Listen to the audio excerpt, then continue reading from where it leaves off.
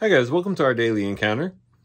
As we get into 2 Chronicles and we begin to see things materialize, all the things that had been prepared by David, now coming to fruition through Solomon as he now begins to construct the temple.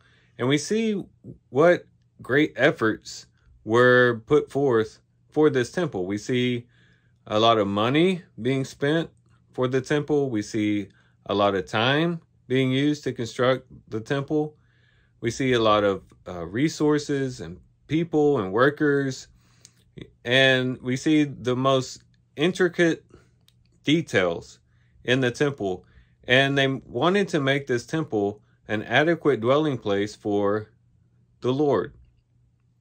They wanted to give the Lord the best. They wanted to give the Lord the best temple they could give him, so that he could come and dwell with them and have a proper abode.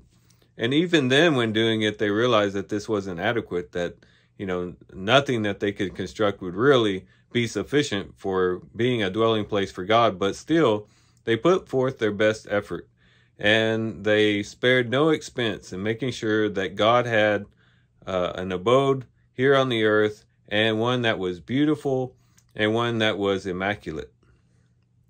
And we have to ask ourselves, do we put forth the same amount of effort to give God a dwelling place with us?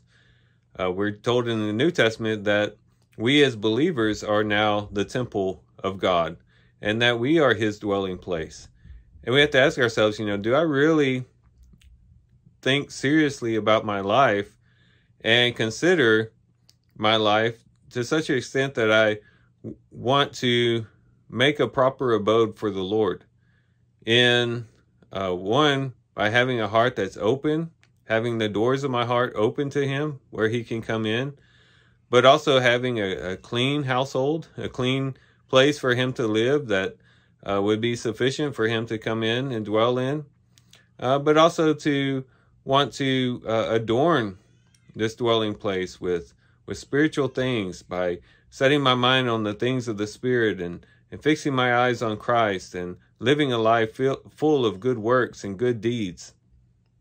Do we really put as much effort into making ourselves a good and adequate dwelling place for God as Solomon and his people did for that building that they constructed, made out of just mere earthly materials? So I think we should think very seriously about the things that we do, the things that we come into contact with, the things that we don't do that we should be doing.